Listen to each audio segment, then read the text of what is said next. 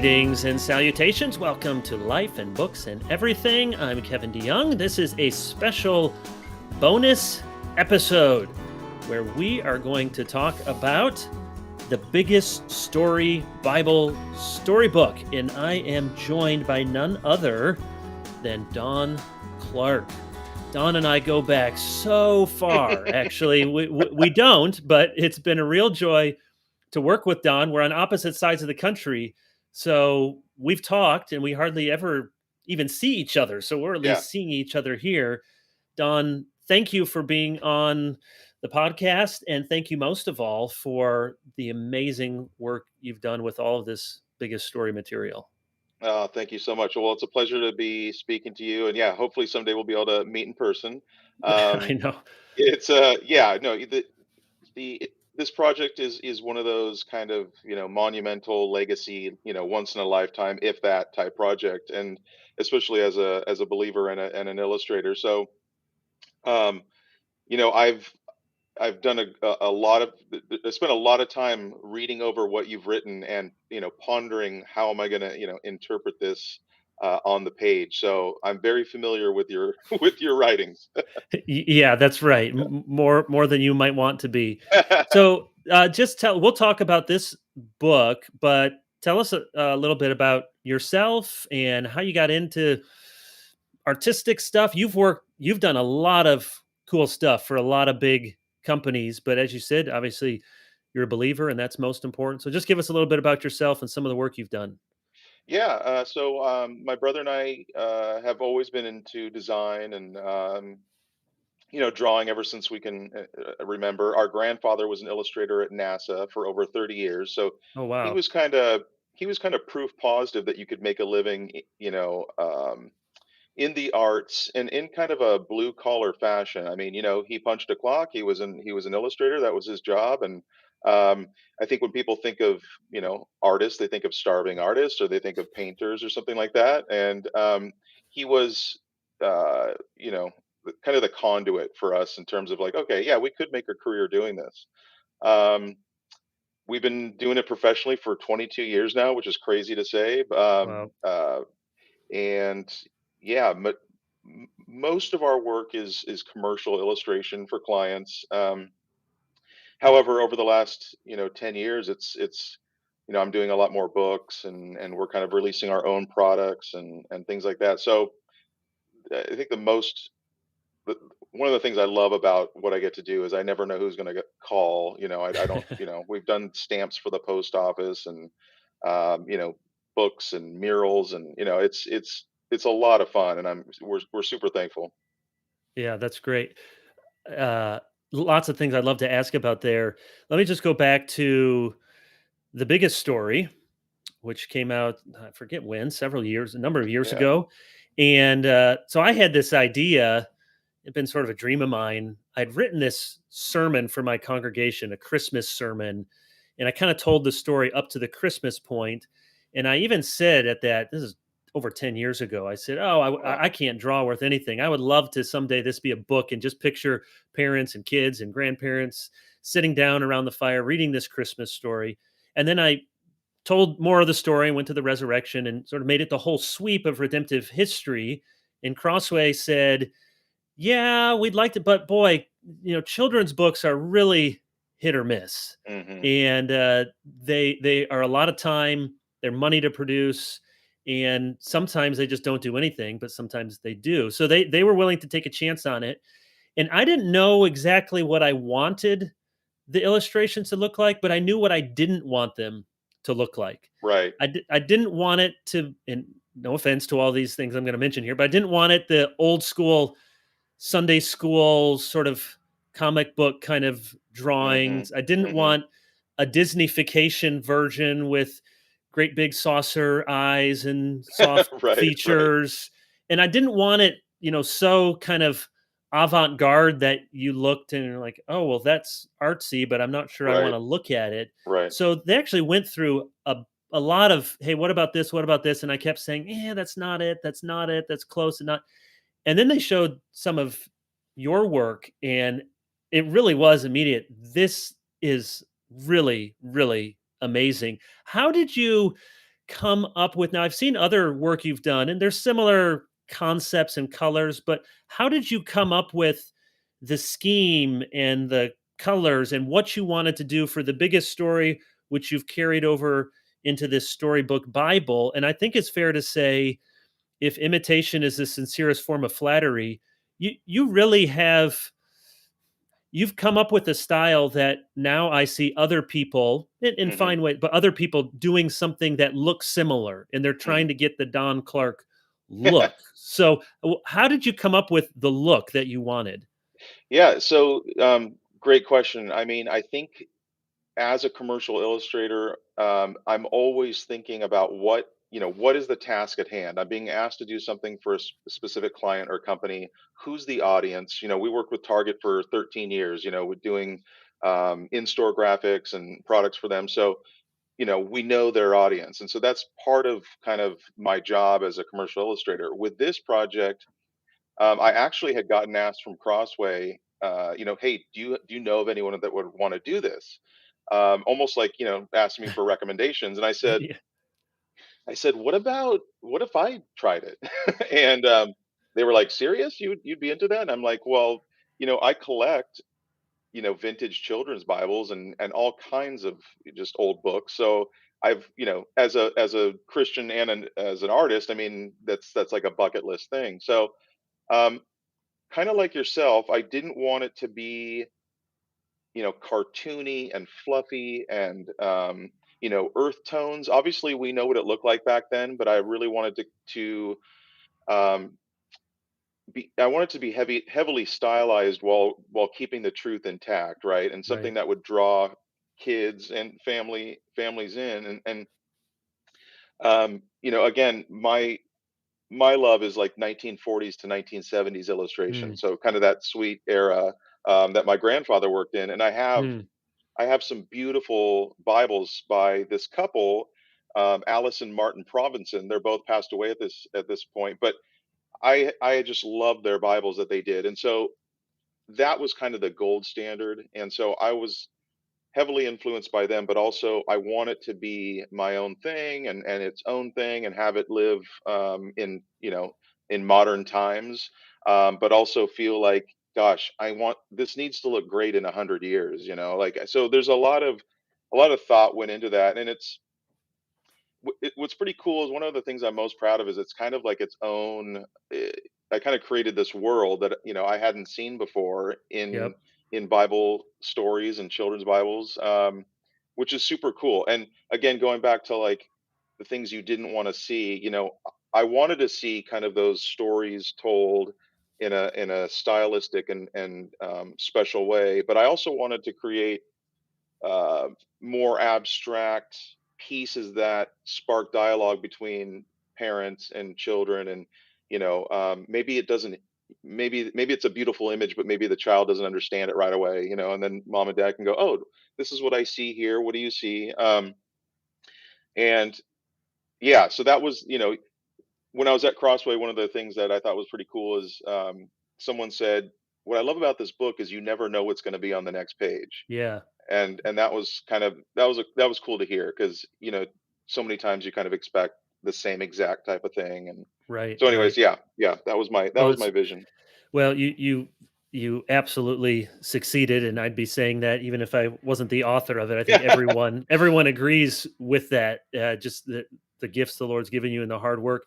I want to talk about some specifics in it, but before we get there, a little bit about the process. So we did that book together, and that takes that's 10 chapters. It probably takes 20 minutes to read through. You can read through with your kids in one sitting. We did a little book, the ABC book, which was just a little short Hmm. project. And then Crossway had this big idea. I don't know if people can see it. I mean, this may be the biggest book I ever write. My Of course, gosh, yeah. most of it's not my writing. So it's 104 stories, and it was a lot of work for me, and it was a lot more work for you. So I worked on it over, I don't know, a few years. Usually I get a study time in the summer, and I tell people it was a very different writing process for me, because if I write a different kind of book, I can get on a roll and wow, 2,000 words. I'm making an argument. But each of these had to be its own self-contained unit, Hmm. 104 stories. And the readers will have to decide if I succeeded in this or not. But I really took seriously that each story had to have something of its own narrative arc. I had to think about. I wanted to tell it close enough to scripture that obviously I'm not making stuff up, Hmm. and yet playful, so and different, so that people, okay, well, I'm reading not the Bible, but I'm reading a storybook Bible. And so I really took a lot of time with each story. I went back, I read commentaries, I read old sermons that I had written to say what's the theological aim here? What's the arc of it? And so it was a much more laborious process. And I don't mean it was bad, but Sure. it took more time for me than I thought it would, because each of those stories had to have its own kind of life and research, and took several years. Now, having said that, I know it was even more work, monumentally more work for you. Tell us about that. And I mean, it was basically like 2 years of a full time job. How did you go about this? Yeah, so it's kind of now looking back, I can kind of laugh at it because it's now it's out and it's going to be in stores soon. But like it was a rocky start, So this all started with the biggest story had come out, and Josh Dennis and I were talking about like, gosh, it would. There's just so much more that we could do in this world, and Josh was like, hey, what would you think about? I mean, should we approach Kevin on doing the whole thing? And I was like, "Oh, well, I just finished this book. Take a little break." But the talk started, and I did all this kind of this math to figure out like how I could pull off a 400 or yeah, I think it's like 450 pages or something. Yeah. I did all this math trying to figure out, okay, it would take me this much time if I kind of kept, you know, working with doing my commercial illustration job, but also doing this. And I was so proud of it. I was like, I got it dialed in. Here's what it's going to take. It's going to take 3 years. And so Josh was like, okay, 3 years, let's do this. And so 2 years go by and I haven't started. Yeah, that's not a good start. No, it's not. So, and what it was is it's just it's fear, right? It's like this huge monumental thing that I signed on to do, and it's I and as there's a joke with illustrators: if you give them 2 weeks or 2 years, you're going to get the same product. So it's like that. I was like, well, I got time. So finally, it's like, Don, you got to start this thing. So it was a little bumpy start with that too. I felt like I was being too derivative of the first book, and as an artist, you don't really want to go back to something you already did and kind of revisit those same exact things. So I really, I really thought about, if I'm going to do this and I'm going to love it, which I've already signed on to do. I know I love the idea of it. I need to jump into it. It was I want to push. I want to push myself and be, just I want everything to look better than the original book. And but also, if you put a page from the original book up to this one, Mhm. it Mhm. totally fits. And I think honestly, by the New Testament, I got, I was there, and then I felt really good about it because I was working on it every single day. And then honestly, the pandemic was this like, I made a comment the other day that I shouldn't have in another interview. I said like, thank God for the pandemic because I was able to work Yeah. on this. And then I was like, wait, no, I Uh-huh. didn't mean that. I didn't mean Yeah, that. right, right. But this was definitely kind of a COVID lockdown book. I mean, that's the phone wasn't ringing as much, and I was able to just jam on this. And again, going back to my silly little math, I mean, with a project like this, you have to do it every day. Like, when you really get in the groove, I think. I'm assuming most illustrators are like this with books. It's like you're in the groove, you're in that world, and you really don't want to take a few days off. Like you need to stay in it. Um, so all that to say, New Testament, I was really happy with that. And then I'm like, well, I need to go back and really revisit the Old Testament and have that look just as good as what it's looking right now. Um, and my deadline kept extending, and then Josh was like, you know what, your our deadline is stopping. You Yes, need, right. Yeah. yeah. So that that new deadline was kind of like, okay, I have to finish this. I have a little note on my screen where I paint, and it just says one page at a time. And that's another thing that was getting me tripped up is that I was focusing on, oh, I got to finish this huge thing. Right. And what I'm really called to do, what I really need to do is just focus on this page today, get finished with this page. And, if it ended tomorrow, I'm happy with this one page. So it was really a learning process. And some of the, I told the CrossFit folks just some of the best times I've had drawing. And it's just, I felt guided and just in a really good place once I got rolling. And I mean, that's wonderful. And for me, as someone, I think a lot about the craft of writing, and I think of it as a craft. And I hope that more Christian writers will think not just I'm communicating truth, that's good, Hmm. but how to write it. And so you've done that obviously as an artist. I'm sure you see it all the time, and people that in their books that have illustrations, but it's cut and paste. But I mean, Hmm. this is legit artistic work. I'm an artistic ignoramus. How did you start each? I mean, do you go right to the computer, or are you sketching in pencil, or are you painting with something on a canvas? How did it Yeah. work each day? So this is a special project because I did not do any sketching for this project, which is unheard of in my world. I have to present an idea to the client, and Hmm. it can be scratchy and rough. But here's what I'm thinking compositionally. With this, I knew that with the first book, because the first book that we did together, that was my first book ever, and it was also 130 pages, which most of my friends, when they do their first book, it's like 24 pages, right? It's a picture Right. book. So I we again were running out of time on that first book. And I think what I realized is that a lot of the magic of the art was the fact that I was under the gun to get it done, and that I was staring at what you had written, pondering over it, and just going straight to work. And so with this, I did the same exact thing. I work on this thing called a Cintiq. It's like a giant screen that I paint on. Huh. And the brush technology now is such that you almost can't tell if that it's digital. It's amazing. I used four Really, it different. doesn't feel like an old, No, computer screen. It feels like you're painting. it's amazing. And I used 4 different brushes on the book, and so I have my color palette, and I've got my brushes, and depending on what I'm doing, if I'm doing shading or something like that, I'll pick a different brush. Um, but my days where I'd get to work, I'd figure out what page I'm gonna do. It's already been paginated by Crossway, so I know exactly what the page is gonna say. And so it was me literally reading what you wrote. Just, I have basically like a bunch of Bibles, and so I'd flip through stuff. I'd go look. I'd research, like, my favorite era is kind of the Renaissance in terms of Christian artwork. And so, like, I would go look at, like, okay, how was Jonah and the whale perceived, Hmm. in the 1500s? Well, I want to hit those truths, but I don't want it to look like something I've seen. So, um, yeah, I basically have this arsenal of research that I would do. But like, I would read it and go, well, this needs something compelling. If I do it literal, it's going to be like two bearded guys talking. So Right. Right.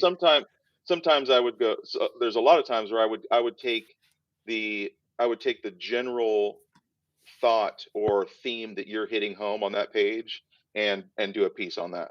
So I want to talk about a couple of specifics, and this is like asking who's your favorite kid. yeah, sure, But totally, yeah. just think about uh, any particular prints or stories or artwork in here stand out. And while you're thinking about that, I'll give you a few seconds and ramble on.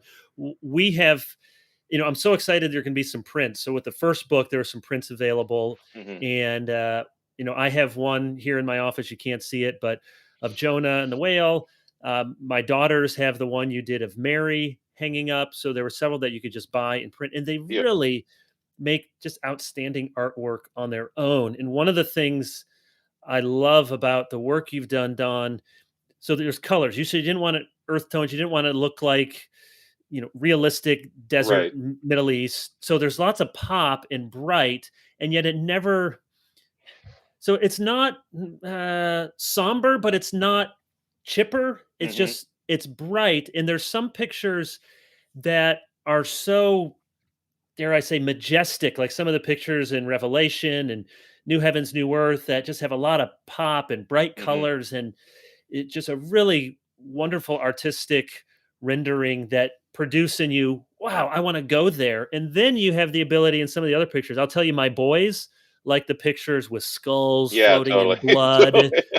and I like that. I like, not I don't think it's, it's not scary, or Yeah, but the Bible has scary stories, and the Bible has right. gritty stories, and I really like that you weren't afraid to show some of those things. It's, appropriate for kids, obviously, but it's not sanitized in that Yeah. way. Do you have any particular prints or stories that strike you as ones you enjoy doing or most proud of? Yeah, well, thank you so much. I do look at each page as something that, not each page, because there are spot illustrations that help tell the story that maybe you don't want to hang on your wall. But I do look at each kind of big, broader story as like, okay, can this live on its own and be a print? Mhm. You know, Probably my favorite stuff was the creation stuff because in the very beginning is like there there's kind of no rules there. I could kind of Mhm. do like, I'm looking.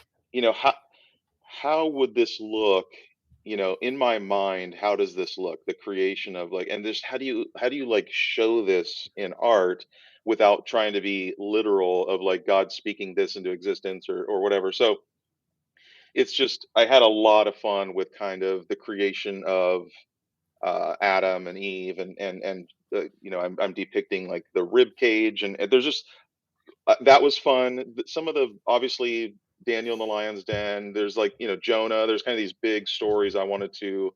Um, well, I wanted to be real special, because those are some of my favorite stuff in the books that I love. Um, Yeah. Revelation was the hardest for sure. Oh, That's really? like, Yeah, yeah, yeah, I'm looking through it right now. I mean, I think those are some of the best, but I can understand why yeah, they'd be hardest. Okay, give us heaven. yeah, totally. Yeah, I mean that's some of the even it's interesting. I think even like some You're of just the showing beasts here's in the end of Revelation. Yeah. the So like lamb, and that, yeah. for instance, that lamb, I think, if I'm not mistaken, in Revelation, that lamb actually has like six eyes and six horns or something like that. So I'm like, okay, Yeah. this isn't gonna look that I'm having a trouble kind of depicting that in this style. So then I go back to the Renaissance and I see that there's a lot of painters that left that out. And so I was like, okay, I feel safe in in leaving some of this stuff out. Um, but yeah, that Revelation was hard just because again, it's like people have people have a lot of opinions about the Bible, it turns out. And That turns it's one of out, those yeah. it's one of those things where you don't, um it's just, that specific that specific book I think was probably the hardest. Yeah. However, there's a lot of my favorite pieces are in that section. So Yeah, I did. You mentioned Daniel. I love Daniel in the Lion's Den was great. I wonder, and you may not remember this one, but one of the stories that I'm just interested as the book comes out, if people comment on it, because I intentionally picked this obscure story that actually appears 3 times in the Bible. It was the daughters of Zelophehad. yes, yeah, What did totally. you think when you got that, daughters of Zelophehad? What do I do here with this weird story? Well, you know what? That story actually was the catalyst to me stepping up my game in illustrating females in this book because, you know, it's easy to do a bearded guy, right? I mean, there's a Yeah, lot of them. There's a lot of them in a this lot of book. So, bearded guys. yeah, Yeah. yeah. But I wanted the women in this book to also be to have as much care as I put it into all these other characters. And so obviously there's a lot of men in this book, right? Um so in the first biggest story, I kind of had nondescript faces for women. It was just kind of their eyes and maybe their nose, And so this, I think that story, yeah, and then so that kind of set the stage for how I was going to interpret women in the Bible, and that turned out to be some of my favorite stuff. Drawing women was it was really there's headdresses and they have Mhm. I was able to just do much more unique facial features. And I even kind of went back and changed some of the stuff I had done on the first book. I mean, as a Star Wars fan, I don't like it when George Lucas did that. However, I I had to go back and do do some No Hayden updating. Christensen appears in the book. Yeah. Exactly, yeah. Um, so yeah, I thought that was like actually I thought that was a really cool part that you put in the book because it was unexpected. Yeah. So last question. You got a copy probably a few weeks ago. I did too. I've been reading through it. What do your kids think of it? They love it. The whole family's very proud, and yeah, they couldn't be more excited. They supported me as I worked on this long hours, and to have them hold it and to smell the paper, it's awesome.